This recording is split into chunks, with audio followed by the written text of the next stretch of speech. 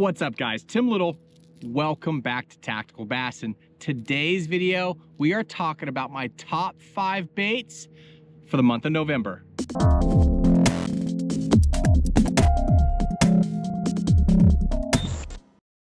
November bass fishing. First and foremost, to the guys in the far north that are probably having to pack it in for the winter. You know, I hate it for you guys, the guys that get iced in and have those real cold, long winters. You know, hopefully it's a year like last year where you didn't get a lot of ice out, you didn't get a lot of ice, and you can fish for, you know, November and into December. But if you are already packing it in, I'm sorry. But for the rest of us that get to fish in November, it can be an absolutely a great time out on the water. You know, you get those early mornings where you're all bundled up, layered up. You got your base layer on, and you got your bibs, you got your sweatshirt or down jacket.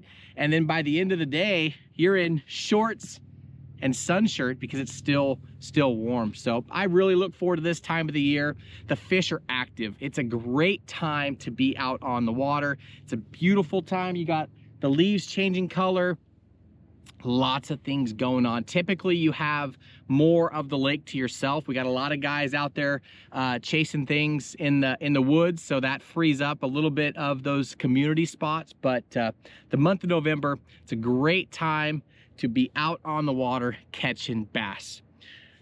My number one bait this time of the year is going to be a crankbait. Not just any crankbait, but a crankbait that you can speed crank. If you guys have been following the channel for a while now, you probably saw a video I put out, I don't know, a week or two ago, just messed them up, just burning this guy right here.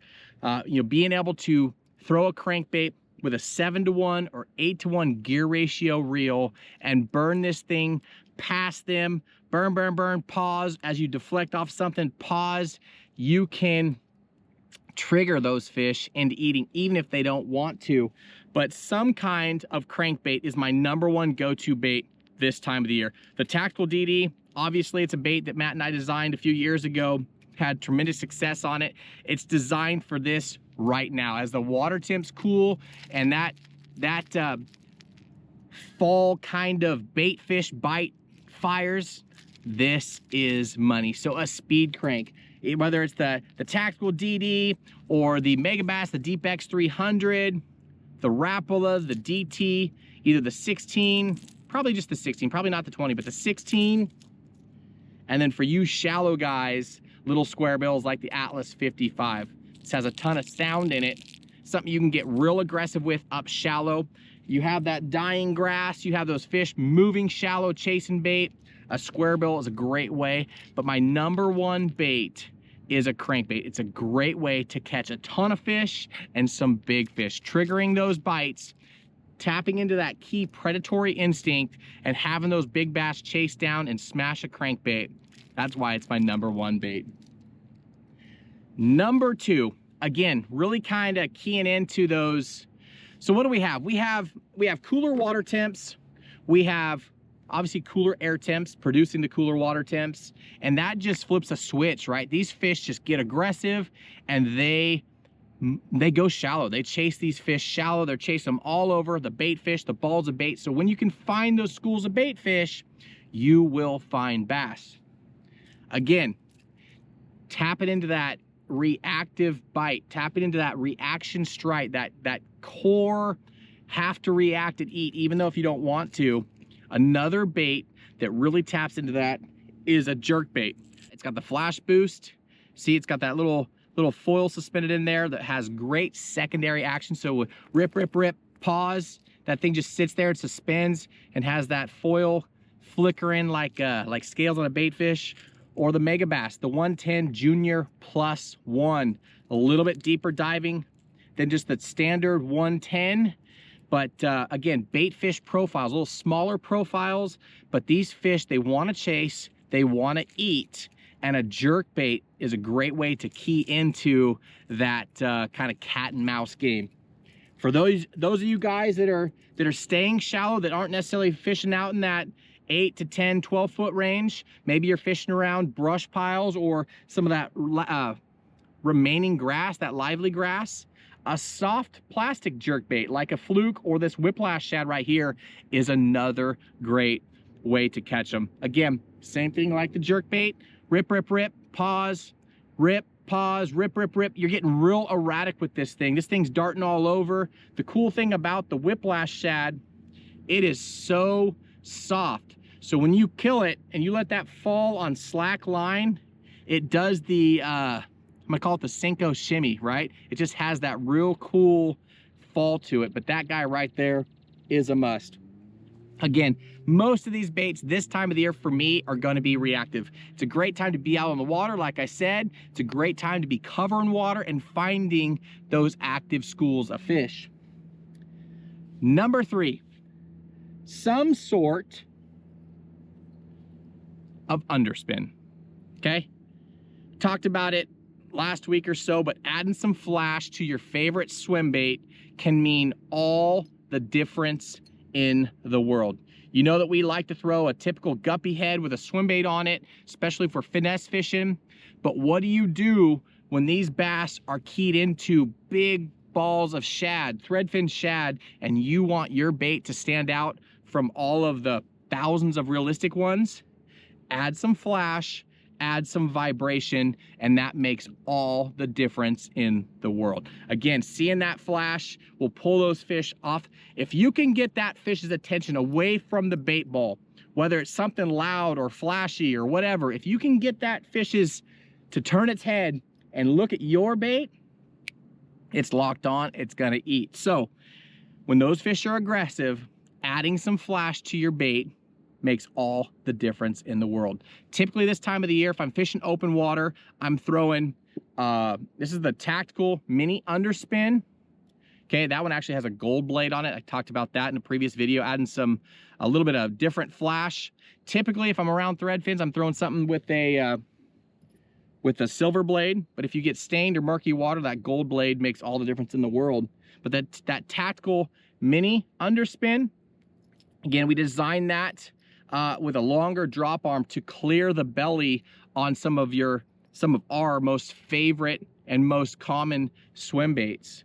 But that guy right there, and then just like the soft plastic jerkbait, if you are around grass or fishing through stuff, that flashy swimmer, again, Texposed, weedless rigged, but having that flash and vibration can change a good day to an epic day.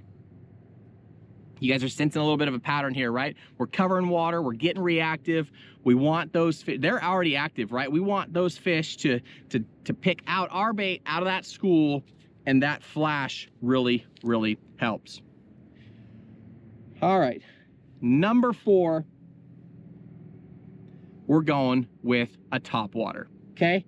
Now in this topwater category, this one's really, really hard because depending on if you're fishing a grass fishery, right, where we talked about these two guys, your topwater is going to be completely different than if you're fishing main lake points, or you're fishing for fish that are suspended chasing open water bait fish, right? Balls of bait in open water. If you're in and around grass, it's really hard to beat a frog. Just like adding some flash and vibration, couple little tips you can do. Take your belly of your frog and put a jig rattle in there. Add a little bit of vibration, a little bit of sound will really help those fish find your frog when they're up in that grass. And then you can take a drop shot weight, like one of these guys right here, right? Slide that into the belly, and that'll actually make your frog sit a little bit deeper in the water, a little bit heavier, make more of a commotion when you're walking it or pulling it across the mat. But a frog, this time of the year, before it freezes up, before it gets too cold, can be so much fun. If you're on a fishery that gets a ton of frog pressure, or your fish are keyed into smaller baits, that little Jackal Caera is a winner. Caught more big fish on this guy in the last couple of years on Chickamauga than most other frogs that I've thrown, okay? Just a lot smaller profile. You can get away with throwing it on a little bit lighter of a rod, and it's fun, guys. Those of you guys that aren't on grass, or maybe you're fishing grass lines, again, we're talking about moving baits. We're talking about aggressive fish. So typically, I'm going with a fast moving topwater. Whether it's this guy right here, that's the Z-Man Hellraiser.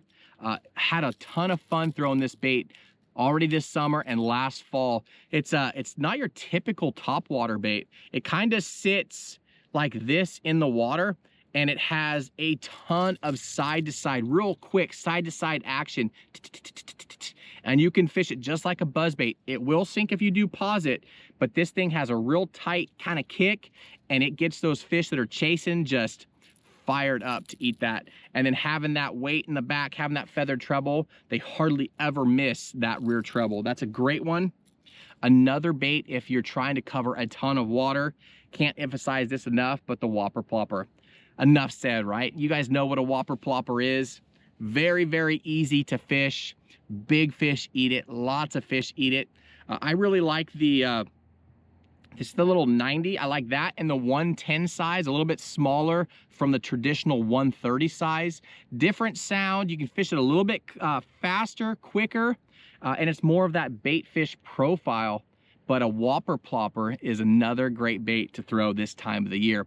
Unlike a buzzbait, unlike the Hellraiser, when you do come along a high percentage area, you know, a good area to ambush from where you think those fish are, you can pause it, you can rip it, you can get erratic with it, but having that availability or the ability to pause this thing and not have it sink makes it special. And then last but not least for the top water, just your traditional walking bait. This is the SB 105. You know, the Vixen, the Rover, the Spook, whatever your favorite walking style bait. Typically this time of the year, I like to throw a bait that has, this thing's all beat up. I like to throw a bait that has 3 sets of trebles. You see already here, I broke one off. Just kind of, I don't know if you guys can see that or not. I mean, I've just thrown this thing till the hooks are falling off on it, but caught so many good fish on this guy. What's special about the shower blows, especially the 105, is even though it's a smaller than normal, like a traditional topwater walking style bait, it has a real good, I don't know if it's a weight transfer system, but for whatever reason, I can cast this thing a good 10 or 15 yards farther than I can some of the other topwaters in its same size, okay? It's just a lot farther castability, but again, if you like throwing a walking bait, pause, pause, boosh. I mean, these fish, they're gonna be doing cartwheels trying to eat your topwater bait this time of the year. It is so much fun, okay? So that's number 1, 2, 3, 4. That's number 4. Now for you guys that do need to slow down, because there are those days when they're not up on the surface chasing bait, they're not eating a jerkbait or a crank for whatever reason, and you really do have to slow down. You might want to slow down and fish those isolated pieces of cover or structure, you know, brush or isolated rock piles or a lay down brush pile, whatever it may be. This time of the year, I'm going with a jig. Primarily a 3/8 or a 1/2 ounce pitching jig. Has that arky style head. Again, I can skip this around boat docks. I can fish it around cover, through cover. I have a dead action trailer. I don't have something that has a ton of movement. This time of the year, as we get into winter, I like throwing something like a beaver or something that kind of has that dead action. Okay, but go-to is 100% my go-to color. It looks like it looks a little bit like a lot of things. Some green pumpkin, some light dark browns in it. Just kind of looks like a lot of things, and the jig bite this time of the year can be epic. If you can't catch them on the reaction baits, throwing a jig down there around that cover can get you some big bites as well. But guys, November, soak up the rays while we still got them. You know, we're going into December, we're going into winter, the holidays. It's gonna be a grind as we start getting into that cooler weather, colder weather, start having to bundle up for winter. Some of you guys will definitely have to put your boats away for the year, but November is a great time to be out on the water, soaking up the rays, catching some bass, and these baits right here are my go-tos. They are my confidence baits. Just like every video, I will link my favorite baits, all these baits, my favorite colors, down below in the video description. But if you pick one of these, a couple of these, and then a finesse bait, you guys will have success all the way through into December. Guys, as always, we appreciate the support. Thank you for watching. If you agree or you like this video, hit that like button, subscribe to the channel, and we will see you guys on the next video.